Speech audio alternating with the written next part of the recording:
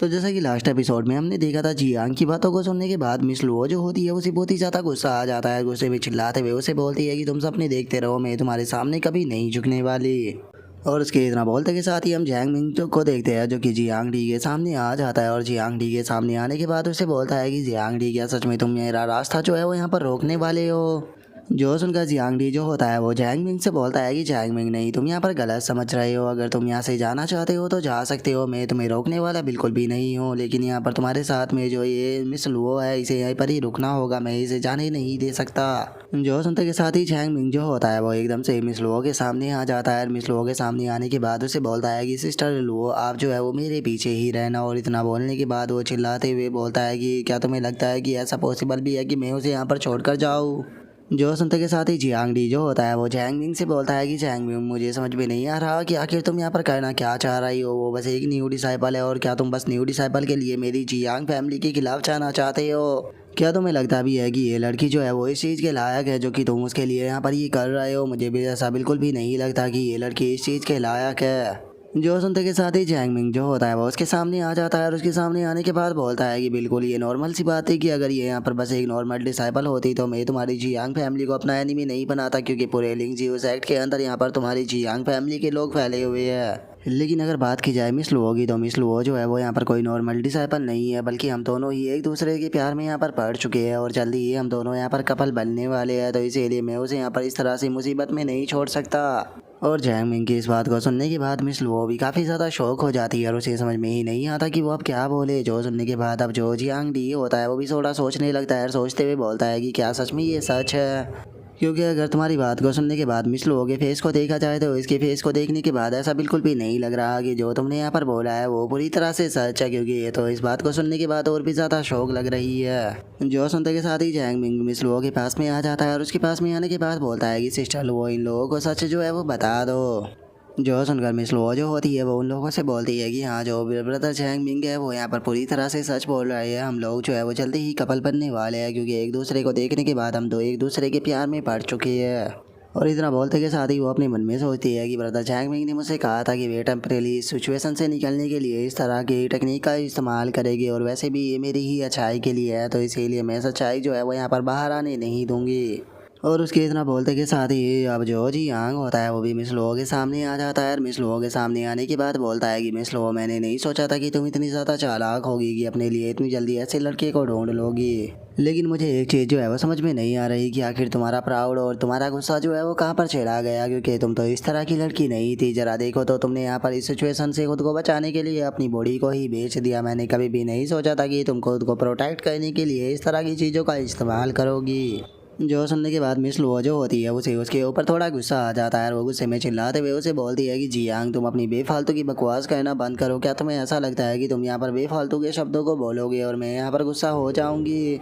और उनके इतना बोलते के साथ ही पीछे से जो वो चैन होता है उसकी आवाज़ आती है, जो कि उन लोगों से बोलता है कि क्या तुम लोगों का यहाँ पर जो ये डिसीजन है ये ख़त्म भी होगा या नहीं, क्योंकि मेरे पास में इतना टाइम नहीं है कि मैं यहाँ पर खड़ा होकर तुम लोगों की बकवास जो है वो सुन सकूँ। जो सुनते के साथ ही अब सभी लोग भी लुओ चैन की तरफ देखने लगते हैं। और जो लुओ चैन होता है वो वहाँ से जाने लगता है और वहाँ से जाते हुए उन लोगों से बोलता है कि ठीक है, तुम लोगों को देखकर ऐसा लगता है कि तुम लोगों की बहस जो है वो यहाँ पर पूरे दिन चलने वाली है, तो इसीलिए मैं यहाँ से अब जा रहा हूँ। और लुओ चैन को वहाँ पर सही सलामत देखने के बाद मिस लुओ जो होती है वो भी बहुत ही ज़्यादा शौक हो जाती है और शौक होते हुए बोलती है कि लुओ चैन, क्या सच में ये तुम हो? और उसके इतना बोलते के साथ ही जैंग मिंग जो होता है वो लुओ चैन को देखने के बाद खुश होते हुए अपने मन में सोचता है कि मैं रास्ते में आते हुए इसकी डेड बॉडी को ढूंढ रहा था, लेकिन मुझे कहीं भी इसकी डेड बॉडी नहीं मिली और मुझे लगा कि शायद इसे मॉन्स्टर जो है वो खा चुके हैं, लेकिन मैंने नहीं सोचा था कि ये यहाँ पर आ गया होगा। लेकिन चलो, ये और भी ज़्यादा अच्छा हुआ क्योंकि यहाँ की सिचुएशन जो है वो बहुत ही ज़्यादा अच्छी है और मैं इस सिचुएशन का फ़ायदा उठाकर इसके पास में ब्लैक युआन क्यूआई स्टोन जो है उसे अपने आप ले सकता हूँ।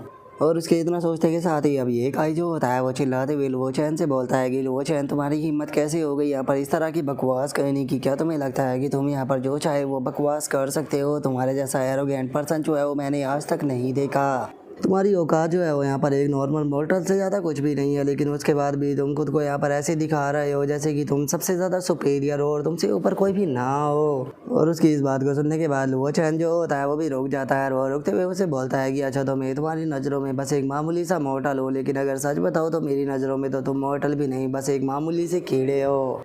और इतना बोलते के साथ ही अब लुओ चैन जो होता है वो गुस्से से उसकी तरफ देखने लगता है और गुस्से से उसकी तरफ देखते हुए उसे बोलता है कि तुम लोग जो है वो यहाँ पर बार बार मेरी डिसरिस्पेक्ट कर रहे हो, लेकिन मैं तुम्हें आखिरी बार जो है वो यहाँ पर वार्न कर रहा हूँ, अगर अगली बार ये हुआ तो मैं तुम्हें जान से मार दूंगा।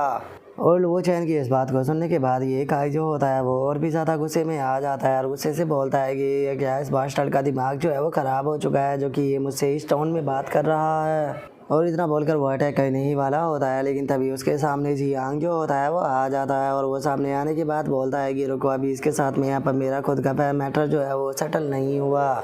और उसके इतना बोलते के साथ ही अब हम देखते हैं कि जो जैंग मिंग होता है वो भी आगे आ जाता है और वो आगे आने के बाद सभी लोगों से बोलता है कि ठीक है सभी लोग जो है वो मेरी बात को ध्यान से सुनो। जो लुओ चैन है उसके पास में ब्लैक युआन क्यूआई स्टोन है, अगर उसके अंदर स्पिरिचुअल एनर्जी की बात की जाए तो जो ब्लैक युआन क्यूआई स्टोन है उसके अंदर स्पिरिचुअल एनर्जी इतनी ज़्यादा है कि वो नॉर्मल युआन क्यूआई स्टोन से 10 गुना ज़्यादा है। और इस यूजलेस इंसान के पास में इतनी प्रीशियस चीज़ होना पूरी तरह से बेकार है, तो इसीलिए मुझे लगता है इसके पास में से पहले हमें जो ब्लैक युआन क्यूआई स्टोन है वो ले लेना चाहिए ताकि हम उसका अच्छा इस्तेमाल कर सके और उसके बाद में हम लोग जो है वो इससे यहाँ पर जो खुद का मैटर है वो सेटल करेंगे।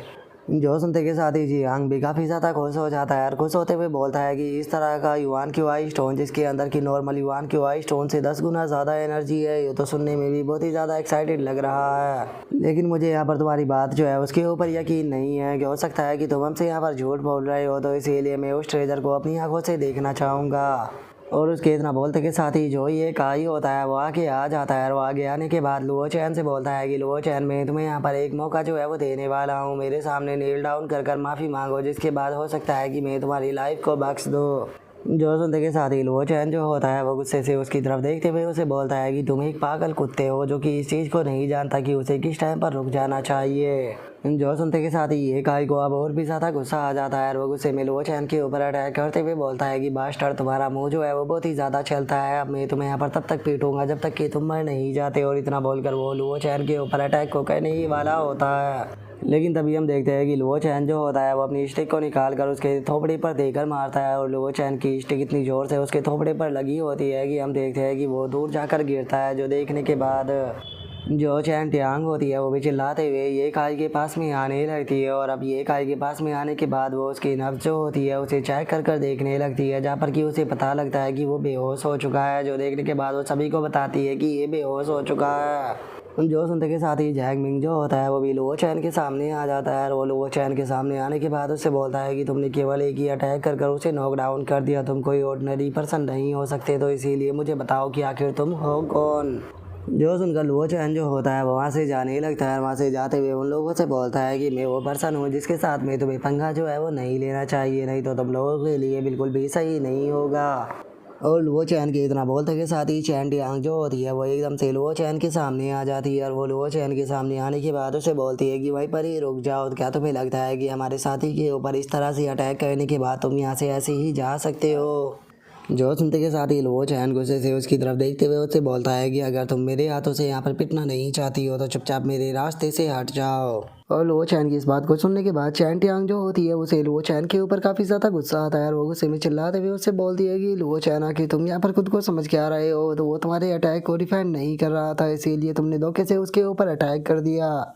तुम्हें अपने ऊपर जो है वो शर्म आनी चाहिए कि तुम यहाँ पर धोखे से लोगों के ऊपर अटैक कर रहे हो। और वो इतना बोल ही रही होती है, लेकिन तभी हम देखते हैं कि लुओ चैन की स्टिक जो होती है वो उसके सीधे अगर मुंह पर लगती है, जिस कारण वो भी हवा में उड़ते हुए दूर जाकर गिरती है। और अब उन दोनों की ऐसी हालत को देखने के बाद जो जैंग मिंग होता है उसे भी काफ़ी ज़्यादा गुस्सा आ जाता है और वो गुस्से में चिल्लाते हुए लुओ चैन से बोलता है कि बच्चे, तुम्हारी हिम्मत कैसे हो गई मेरी जूनियर सिस्टर और जूनियर ब्रदर को हर्ट करने की, मैं तुम्हें चिंता नहीं छोड़ूंगा। और उसके इतना बोलते के साथ ही लुओ चैन जो होता है वो उसके पास में आने लगता है और उसके पास में आते हुए उसे बोलता है कि पिछली बार के तुम्हारे एक्शन के ऊपर मैंने ध्यान नहीं दिया था, क्योंकि मैं बहुत ही ज़्यादा दयालु हूँ, इसीलिए मैंने तुम लोगों को तुम्हारे हाल पर छोड़ दिया था। लेकिन इस बार तुमने सारी हदें जो है वो पार कर दी है और तुमने यहाँ पर मुझे बहुत ही ज़्यादा गुस्सा जो है वो भी दिला दिया है, तो इसके लिए तुम्हारे लिए सही यही रहेगा कि चुपचाप यहाँ से निकल लो, नहीं इससे पहले कि मुझे और ज़्यादा गुस्सा आ जाए। और लुओ चैन के इतना बोलते के साथ ही जो जैंग मिंग होता है वो अपनी स्वॉर्ड को निकाल लेता है और अपनी स्वॉर्ड को निकालने के बाद लुओ चैन से बोलता है कि तुम यहाँ पर कहना चाहते हो कि मैं डर कर तुमसे यहाँ पर भाग जाओ, आखिर तुम खुद को समझते क्या हो, क्या तुम्हारे अंदर इतनी भी हिम्मत है कि तुम मेरी स्वॉर्ड को रोक पाओ। और उसके इतना बोलते के साथ ही जो मिस लो होती है वो भी यहाँ पर आ जाती है। और वहाँ पर आने के बाद लुओ चैन से बोलती है कि लुओ चैन जल्दी से यहाँ पर जो ब्रदर जैंग मिंग है उससे अपनी गलती की यहाँ पर माफ़ी मांगो। और ये मत सोचना कि मैं तुम्हें यहाँ पर जो शर्मिंदा है वो कहने के लिए ऐसा बोल रही हूँ, मैं ये तुम्हारी ही अच्छाई के लिए बोल रही हूँ, क्योंकि जैंग मिंग जो है वो यहाँ पर तुम्हें मार देगा। तो इसीलिए मरना नहीं चाहते हो तो जैसा मैंने कहा वैसा करो। जो सुनते के साथ ही लुओ चैन जो होता है वो मिस लुओ से बोलता है कि मिस लुओ सच में तुम बिल्कुल अंधी हो चुकी हो, तुम्हें देखने की बिल्कुल भी तमीज नहीं है। ऐसी बात नहीं है कि मैं वो मैनों को हर्ट नहीं करता, लेकिन मैं तुम्हें यहाँ पर हिट नहीं करना चाहता, तो इसीलिए मेरे रास्ते से हट जाओ। और लुओ चैन की इस बात को सुनने के बाद अब जो मिस लुओ होती है उसे भी लुओ चैन के ऊपर काफ़ी ज़्यादा गुस्सा आने लगता है। और वो गुस्से में वहाँ से जाते हुए बोलती है कि ठीक है अब तुम इसे खुद ही यहाँ पर हैंडल करो, मैं यहाँ से जा रही हूँ। और उसके इतना बोलते के साथ ही अब सीधे जैंग मिंग जो होता है वो भी लुओ चैन के ऊपर अटैक करने के लिए आने लगता है। और वो लुओ चैन के ऊपर अटैक करते हुए उसे बोलता है कि लुओ चैन अब तुम यहाँ पर मरोगे। और इतना बोलकर वो लुओ चैन के ऊपर अटैक करने ही वाला होता है, लेकिन तभी जियांग जो होता है वो आकर उसे रोक देता है। जो देखने के बाद जैंग मिंग गुस्से से उसे बोलता है कि क्या हो गया, क्या आप तुम भी यहाँ पर इसे डिफेंड करना चाहते हो। जो सुनते के साथ ही जो जियांग होता है वो जैंग मिंग से बोलता है कि ब्रदर जैंग मिंग, लगता है कि आपने यहाँ पर मेरे एक्शन को गलत समझ लिया, मैं तो खुद ही से यहाँ पर मारना चाहता हूँ, तो फिर आखिर मैं इसे कैसे बचा सकता हूँ। मैं तो यहाँ पर बस एक चीज़ जो है वो यहाँ पर कंफर्म करने के लिए आया हूँ, जैसा कि आप लोगों ने बताया कि जो लुओ चैन है उसके पास में black yuan Q I stone है, तो इसीलिए मैं जानना चाहता हूँ कि जब ये मर जाएगा तो जो black yuan Q I stone है वो यहाँ पर किसका होगा, क्योंकि मैं नहीं चाहता हूँ कि यहाँ पर भी बाद में हम लोगों के बीच में फाइट हो। जो सुनते के साथ ही चैंग मिंग जो होता है वो उसे बोलता है कि ये तो नॉर्मल सी बात है, जो भी लोग वो चैन से सबसे पहले उस स्टोन को प्राप्त कर लेगा वो स्टोन जो है उसी का ही हो जाएगा। जो सुनते के साथ ही अब जो जियांग होता है वो जियांग टी के पास में आने के बाद उसे बोलता है कि कज़न अगर ऐसी बात है तो फिर मुझे लगता है कि आपको जाकर सबसे पहले इससे जो स्टोन है उसे प्राप्त करना चाहिए, क्योंकि इतना अच्छा मौका जहाज से जाना देना बिल्कुल सही नहीं। और उसके इतना बोलते के साथ ही जियांग डी जो होता है वो भी अपने वेपन को लेकर आगे आ जाता है। और आगे आने के बाद जैंग मिंग से बोलता है कि जैंग मिंग, मैं तुम्हें एक ऑफर जो है वो देने वाला हूँ, हम दोनों में से यहाँ पर जो भी सबसे पहले इस बच्चे को यहाँ पर मार देगा वही इस फाइट का विनर होगा। जो सुनते के साथ ही जैंग मिंग जो होता है वो लुओ चैन के ऊपर अटैक करते हुए बोलता है कि ठीक है मैं इस चीज़ के लिए तैयार हूँ। जो सुनते के साथ ही जियांग डी भी अटैक को कर देता है। अटैक को करते हुए लुओ चैन से बोलता है कि बच्चे तुम बहुत ज़्यादा लकी हो जो कि तुम मेरी ट्रिपल एक्स से यहाँ पर मरने वाले हो। और इतना बोलकर वे दोनों जो होते हैं वो सीधे लुओ चैन के ऊपर अपने वेपनों से अटैक करने के लिए जाने लगते हैं। और उन लोगों को वहाँ पर अटैक करता हुआ देखने के बाद जो डिसाइपल खड़े होते हैं वो भी आपस में बातें करने लगते हैं। और एक बंदा जो होता है वो बोलता है कि जियांग डी जो है वो अपनी ट्रिपल एक्स का इस्तेमाल कर रहा है जो कि बहुत ही ज़्यादा पावरफुल है, तो इसीलिए मुझे लगता है कि जैंग मिंग से पहले वही इस बच्चे को मार देगा।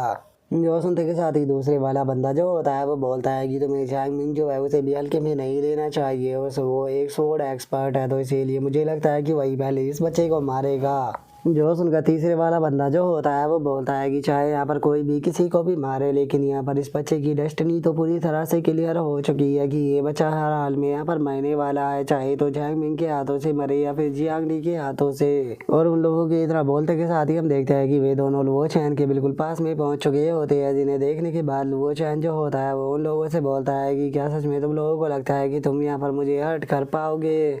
जो सुनते के साथ ही उन दोनों को और भी ज़्यादा गुस्सा आ जाता है। वे गुस्से में चिल्लाते हुए बोलते हैं कि ये ऐसी सिचुएशन में भी एरोगेंट बन रहा है। और उसके इतना बोलते के साथ ही लुओ चैन जो होता है वो अपनी स्टिक को निकाल कर उन दोनों के ऊपर अटैक करने के बाद उन दोनों को हवा में उछाल कर पीछे की तरफ फेंक देता है, जिसे देखने के बाद खुद जियांग जो होता है वो भी बहुत ही ज़्यादा शौक हो जाता है। और वो शौक होते हुए बोलता है कि क्या मैं यहाँ पर कोई सपना देख रहा हूँ, आखिर ऐसा कैसे हो सकता है। और उसके इतना बोलते के साथ ही मिस लुओ भी शौक होते हुए बोलती है कि मुझे अपनी आंखों पर यकीन नहीं हो रहा, आखिर लुओ चैन जो है वो इतना पावरफुल कैसे हो सकता है। और उसके इतना बोलते के साथ ही हम जैंग मिंग को देखते हैं जो कि गुस्से से खड़ा हो जाता है। और वो गुस्से से खड़ा होते हुए बोलता है कि तुम्हारी हिम्मत कैसे हो गई मुझे यहाँ पर मारने की लुओ चैन में, अब तुम्हें जिंदा नहीं छोड़ूंगा, मैं तुम्हें छोटे छोटे पीसों में काट दूंगा।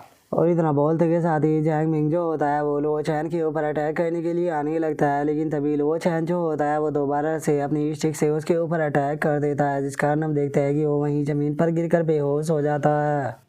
और अब इस चीज़ को देखने के बाद जो ये काई होता है वो भी बहुत ही ज़्यादा शौक हो जाता है। और वो शौक होकर चिल्लाते हुए बोलता है कि आखिर ऐसा पॉसिबल भी कैसे है, लुओ चैन ने तो यहाँ पर ब्रदर जैंग मिंग की भी हालत ख़राब कर दी। और उनके इतना बोलते के साथ ही अब जो जियांग डी होता है वो लुओ चैन के पास में आ जाता है। और लुओ चैन के पास में आने के बाद उससे माफ़ी मांगते हुए बोलता है कि मास्टर लुओ चैन, मुझे माफ़ कर दीजिए, मैंने यहाँ पर गलती में आकर आपको ऑफेंड कर दिया।